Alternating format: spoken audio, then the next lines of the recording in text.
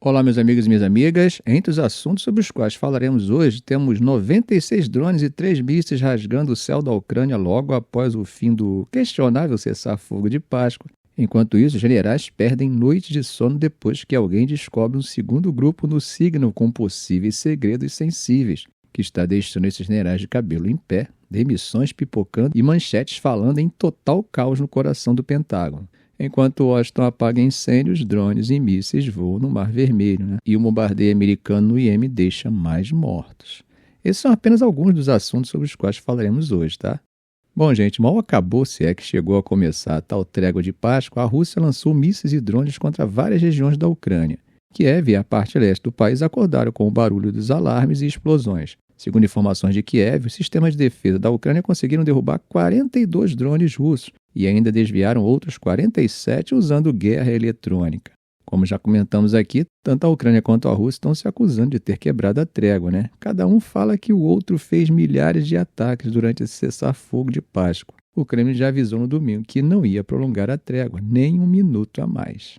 Aliás, falando em esperança, o governo dos Estados Unidos até tentou dar uma empurradinha, viu? Washington disse que adoraria ver a trégua ser estendida. E o Zelensky falou que toparia parar tudo por 30 dias. Ele disse ainda que os ucranianos vão espelhar o que a Rússia fizer. Se atacar, vai ter resposta. Se parar, eles também param. E ele ainda mandou aquela frase de impacto, Ações falam mais alto do que palavras. Bom, já era um pouquinho mais da meia-noite na segunda-feira, horário local, quando começou o alerta de ataque aéreo no leste da Ucrânia. Kiev também ficou em alerta por mais ou menos uma hora. Bom, oficialmente não teve ataque na capital, mas lá em Mykolaiv, que é uma cidade portuária, mísseis russos atingiram a região. Do lado russo, a região de Voronezh, que faz fronteira com a Ucrânia, também tocou sirene. Kursk e parte de Belgorod, outras regiões russas ali perto, também ficaram na tensão por causa de ameaça de míssil. Bom, gente, mesmo no domingo, quando teoricamente a trégua estava valendo, a situação no fronte não parou, Segundo Zelensky, só na área de Pokrovsk foram registrados os piores ataques. Os ucranianos relataram quase 3.000 violações do cessar-fogo pela Rússia. Mas e do outro lado? Bom, o Ministério da Defesa russo falou que a Ucrânia atacou as posições russas 444 vezes e enviou mais de 900 drones.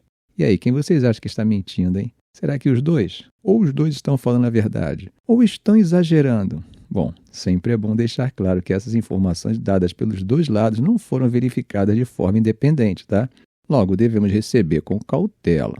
Agora, Trump falou ontem, domingo, que está otimista. Disse que espera que Rússia e Ucrânia consigam fechar um acordo de paz ainda essa semana. Será uma pressão ou deadline para o esforço de paz?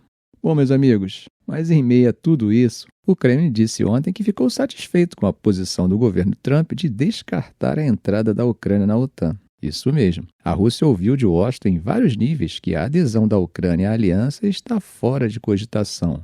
E o porta-voz Dmitry Peskov deixou claro, isso está totalmente alinhado com o que Moscou queria ouvir. Bom, para quem não sabe, a entrada da Ucrânia na OTAN sempre foi vista pela Rússia como uma ameaça direta aos seus interesses. Na verdade, a expansão da OTAN em direção ao leste, mas a intenção da Ucrânia teria sido a gota d'água. Foi justamente essa tensão que levou lá em 2022 Putin a ordenar a entrada das tropas na Ucrânia, desencadeando o maior confronto entre Moscou e o Ocidente desde os tempos pesados da Guerra Fria.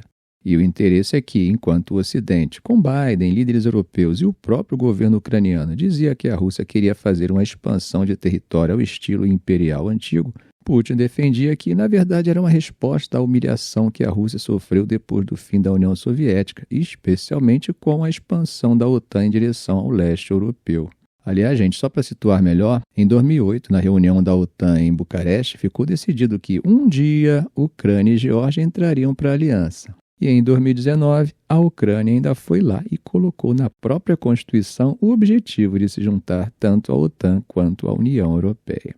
Gente, mas o esforço de Trump para fazer a paz ultrapassou e muito o prazo de 24 horas que ele falava na campanha, Agora, como vimos, ele disse que tudo será resolvido essa semana e que depois da paz, Rússia e Ucrânia farão negócios com os Estados Unidos e farão fortuna. Bom, depois da fala de Trump, a moeda russa inclusive reagiu. O rublo subiu bastante, chegando ao melhor nível frente ao dólar desde junho de 2024. uma valorização de mais de 40% no ano, impulsionada justamente pela expectativa de um possível acordo de paz. Será que o mercado sabe de algo que a gente ainda não sabe? Quando perguntaram para o Peskov sobre a fala de Trump, ele preferiu ser mais cauteloso, né? Disse que não queria comentar prazos e que a Rússia continua aberta para buscar uma solução pacífica, mas que essas negociações precisam acontecer de forma reservada, sem ser expostas ao público. Nada de negociações no palanque, como ele mesmo ressaltou. Bom, gente, Trump deve visitar a Inglaterra em setembro, tá? Com direito a evento oficial e tudo mais. Só que, meus amigos, a recepção não está sendo exatamente calorosa. Alguns parlamentares britânicos já se movimentam para impedir que ele fale no parlamento. Eles dizem que, pelo histórico de Trump, incluindo críticas à democracia parlamentar, à OTAN e até à posição do Reino Unido sobre a guerra na Ucrânia, seria inapropriado ele ter acesso a esse espaço. Lembrando que, no passado, gente, ex-presidentes americanos como Barack Obama, Ronald Reagan e Bill Clinton discursaram no parlamento, mas dessa vez a resistência lá está forte. O Lord Foulkes, por exemplo, que foi ministro do governo de Tony Blair, falou que, apesar de o governo ter que lidar com líderes de todos os tipos, o parlamento não deveria receber alguém que, nas palavras dele, desrespeita a democracia e o Estado de Direito. A deputada trabalhista Kate Osborne também enviou um pedido para o presidente da Câmara dos Comuns pedindo para seguir o exemplo do antecessor John Bercow, que já havia se oposto a uma fala de Trump. A ideia seria manter a tradição de não dar palco para quem vai contra valores democráticos. Curioso é que, apesar de toda essa resistência, gente, Trump recebeu um convite pessoal do rei Charles para essa nova visita, né? O que ele próprio descreveu como um evento histórico. Ao que tudo indica, ao invés de uma visita em Balmoral e Dumfries House, ao invés de uma visita em Balmoral e a Dumfries House, o encontro deve acontecer no Castelo de Windsor, o mesmo lugar onde presidentes em segundo mandato, como George W. Bush e o próprio Obama, já foram recebidos. Trump disse que tem grande respeito pelo rei Charles, pela família real e que considera esse evento uma honra sem precedentes. Bom, gente, vamos falar agora de um assunto bem sério e que pode ter consequências grandes, hein? O chefe do Pentágono, Pete Hegseth, está no meio de uma baita polêmica depois de vazar informações sobre ataques dos Estados Unidos no Iêmen e, pasmem, para um grupo no Síria onde até a esposa dele estava. É isso mesmo que você ouviu. No dia 15 de março, Hegseth mandou mensagens para esse grupo chamado Defense Team Huddle, falando sobre o horário de voo dos FA-18 Hornets, que são aviões de combate americano para atacar alvos dos Houthis no Iêmen.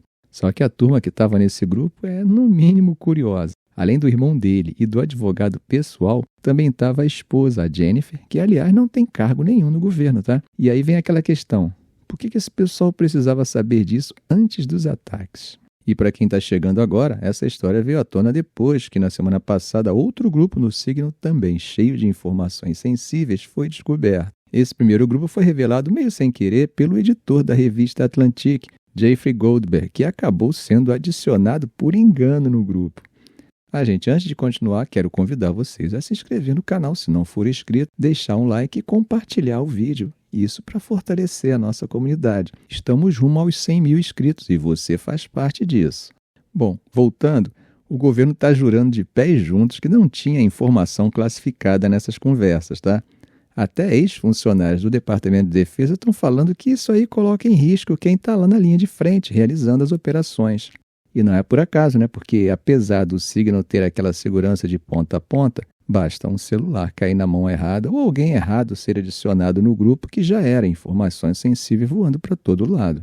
O Hegseth, que esse ano está administrando um orçamento de quase 900 bilhões de dólares, criou o grupo pessoalmente. E mais, semana passada ele demitiu 3 chefões do Departamento de Defesa acusando eles de vazamento não autorizado. Só que, olha só, os caras estão dizendo que essa demissão foi totalmente sem motivo. E não para por aí.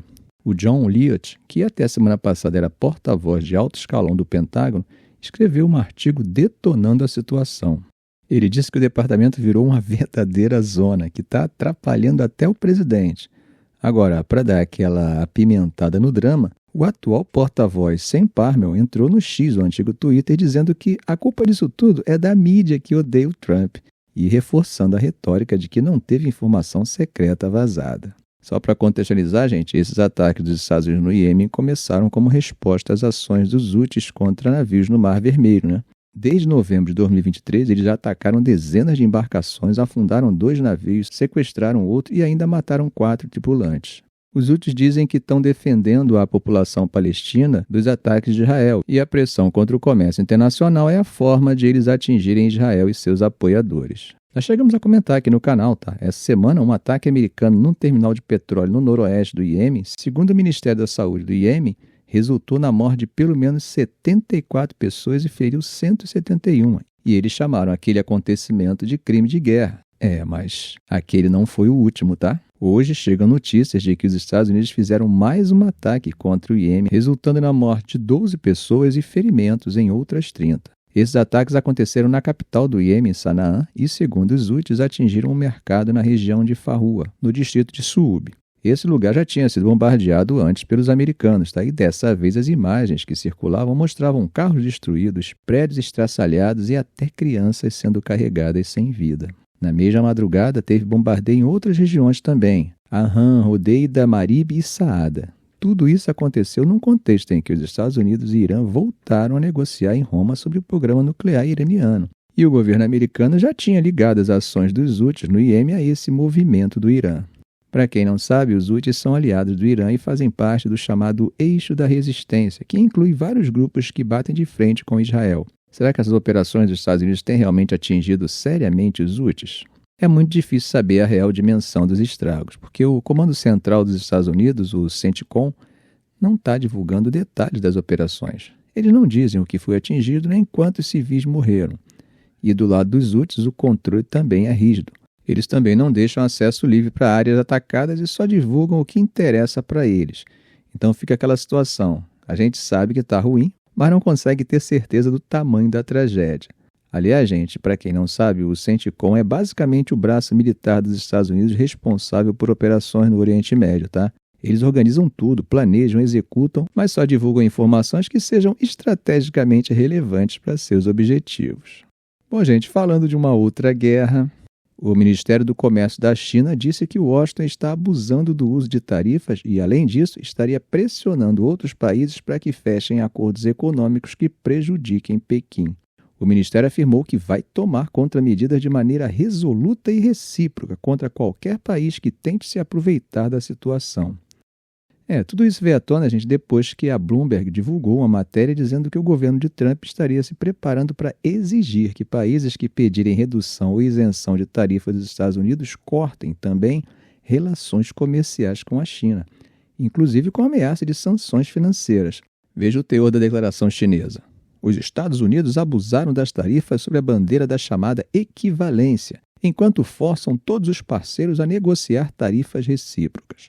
A China, segundo ele, está determinada e tem capacidade para proteger seus direitos e interesses, fortalecendo alianças com outros países. Segundo Bo Zheguan, que é o sócio da consultoria Pleno lá na China, ninguém quer ser forçado a escolher um lado. Ele explicou que, para muitos países do Sudeste Asiático, que dependem muito da China em investimentos, infraestrutura e tecnologia, ceder às pressões dos Estados Unidos pode não fazer sentido. E como resposta política, a China planeja essa semana uma reunião informal no Conselho de Segurança das Nações Unidas com o objetivo de acusar os Estados Unidos de praticarem bullying econômico e atrapalharem os esforços globais de paz e desenvolvimento. Agora, gente, do outro lado, o representante comercial dos Estados Unidos, James Sugri, contou que cerca de 50 países já procuraram Washington para conversar sobre essas tarifas altas, né?